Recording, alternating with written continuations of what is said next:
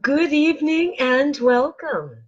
I'm Sheila Balgobin, principal of Simply Improve Health, and I help people to train better and longer and recover more quickly, have improved sleep, and enjoy better quality of life in general using plant-based products and simple techniques. As I went about my week um, in the last few days, again, as always, um, I take my subjects of my lives from things that may have occurred in my life or something I might have read or seen. And in this particular instance, it was something that I've talked about in the past, but I was reminded that it might be a good idea to talk about again. And that is whether your office is actually aging you. Now, you're thinking, what do you mean by that? Well, I mean, besides the obvious things like stress ages us, from little lines from frowning to actually causing major health issues like strokes and high blood pressure, heart attacks, etc. But I'm talking about the physical environment in this particular case, environmental stress, if you will. And starting from the very first thing that might or might not spring to mind is germs, bacteria, in an office environment, especially in the winter months when things are closed up and there's no fresh air circulating. It Passing back and forth of germs becomes common fare, especially in the cold and flu season. Now, that's a stress in that you lose time off work and or you lose time off work because your kids have gotten sick. But what you can do to minimize that, the incidence perhaps of getting sick in the first place, is to keep antibacterial wipes and wipe down your phone and your desk area periodically. If you're anything like what I had experienced when I was working in an office, I had a desk at the corner of a bank of offices, and people were always grabbing my phone to make a quick call. So I was constantly wiping down my phone to avoid catching their germs. I mean, I love sharing, but not into sharing people's germs.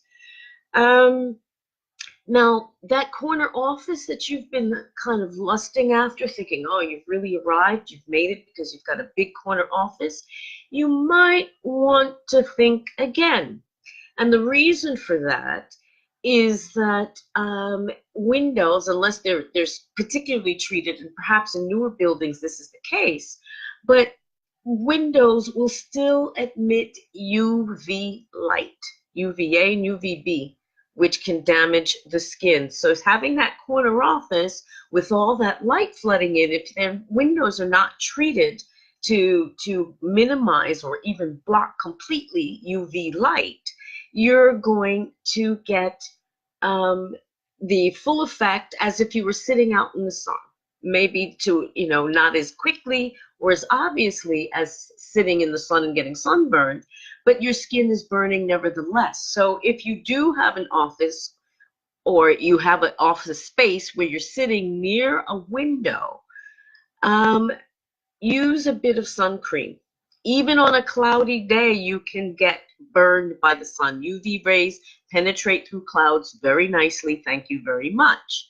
So, if the areas that are exposed to this window should be protected with some kind of sunscreen or higher SPF um, cream.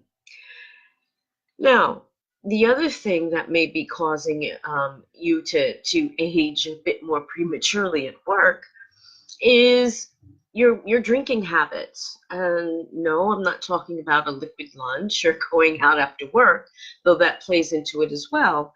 I'm talking about those innumerable cups of lattes and or coffees or espressos or teas.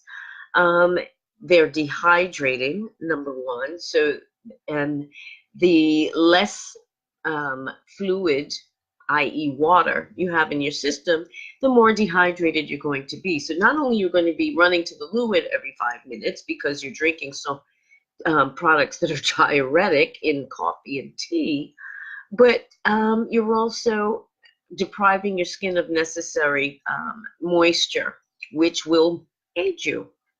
So what can you do about that? Well, try to cut down on the caffeine, whether it's in the form of coffee or tea, and have things, herbal teas or things like, for example, green tea, or strange and wonderful thing that it is, drink plain water.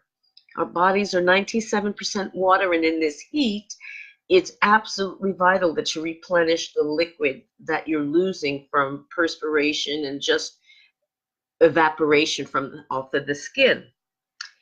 So that takes care of what you're drinking at work. The other thing at work that can be problematic is air conditioning, particularly if you suffer with the conditions like rosacea. That's when you develop the kind of reddish rash or what I would say almost a permanent blush across the cheeks, but it can also strike women on the neckline. So rosacea and eczema is another condition that doesn't respond well to air conditioning. Now, there's not much you can do about air conditioning. It runs through the entire building. But what you can do is to have a little bottle of some kind of non-alcohol based spritzer. And I say non-alcohol based because that can actually make things even worse. So spritzers, or hello, Kieran, thanks for joining. You can buy spritzers from, beauty counters and different places, but you can make them for yourself using essential oils like, so for example, lavender or chamomile, which soothe the skin. So regularly spritzing the skin can soothe it and rehydrate it and keep the air conditioning from drying your skin out and aging you. People don't think about these things. Yes, it is true. Another issue that people don't really think about is computer screens. Now, it's virtually impossible to work in an office without a computer. It can be done, but if it's not your computer, it's your tablet. If it's not your tablet, it's your phone. Same difference. But what they all do is they emit a blue light. And this blue light has a tendency to break down the collagen in the skin. And the collagen is what makes our skin spring back when you press it. When this collagen starts to break down, that's when the skin starts to sag and to lose its integrity, of course, which happens as we get older and the body is not producing as much collagen as before. So in order to minimize that breakdown effect of collagen, again, hydrating creams are necessary, but also try to limit as much as possible your exposure to your computer screens. Take loo breaks, regular loo breaks. Get up and move around. In fact, it's even better for your eyes if you do so, because that additional strain of looking at a screen, especially a tiny screen on your smartphone, is actually causing greater levels of myopia in people, nearsightedness, because they're squinting at the screen all the time. But also they are absorbing all of this blue light, which again breaks down the collagen and is going to age the person much faster than necessary. So, and lunchtime, get away from your desk, get up, take a walk, burn a few calories by, even if it's, if you have to go down to the lobby of your building, if you work in a large building, and and walk around the block. Do something, but get away from your desk and give your eyes and your skin a bit of a rest. Another thing that you might want to think about is noise. Quite often, well, in certain types of work office environments, it's very noisy for whatever reason. I mean, it may, so I think of a newspaper room or something like that, but there can be an incredible amount of noise, and which can not only be distracting, so you're less productive, but can also, in extreme cases, do damage to your hearing. So what can be done about that? Well, there's not much maybe that you can do about the noise, but what you can do, if it's allowed, is to wear earphones or at least earplugs to block out noise. But if you can wear earphones where you can listen to your favorite bit of music, that would be ideal, because not only will that bring your heart rate down and relax you, but they help you to focus better, so you're not being distracted by all the noise around you. Now, there's something that occurred to me just before I went live that doesn't get talked about much, but is extremely debilitating for some people, at least, to the point where they literally become prisoners in their own home. And that is electromagnetic stress, the stress that comes from all of the Wi-Fi and all of the baby monitors and all of the electronic, surveillance that we have. People can observe their homes from a distance and all of that, those microwaves can, to people, particularly to people who are sensitive to them, and children in particular are subject to this. It can give you brain fog. It can make you kind of woolly-headed. It can disturb your sleep. It can change your moods, all of which cause stress, which is going to make your cortisol levels shoot way up and age you. Now, what can you do about that? Well, I mean, again, limiting your exposure, taking regular breaks, which is just good for you in general, can be helpful. But you can do some decorative things that will actually help improve the situation. And I'm talking about crystals. And you'll notice that I'm wearing a green turquoise. And one of the properties of turquoise is that it's good for addressing electromagnetic stress. But there are other crystals that you can use, and you don't necessarily have to wear them. You can carry it in your pocket, or your where there's pendants where you can stick crystals in, or decorate your desk with them. I mean, crystals are lovely things, and can actually help absorb or actually form a barrier to those electromagnetic waves that are coming from all of the computer terminals and everything else that's going on around you. So, like I said, turquoise, green, black tourmaline.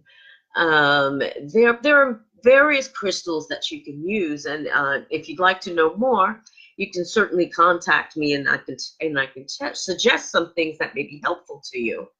But electromagnetic stress is something that's becoming increasingly problematic for many people, as I was saying, in particular for children, because their brains are still forming and still growing, and it seems to have a particularly harmful effect on their development.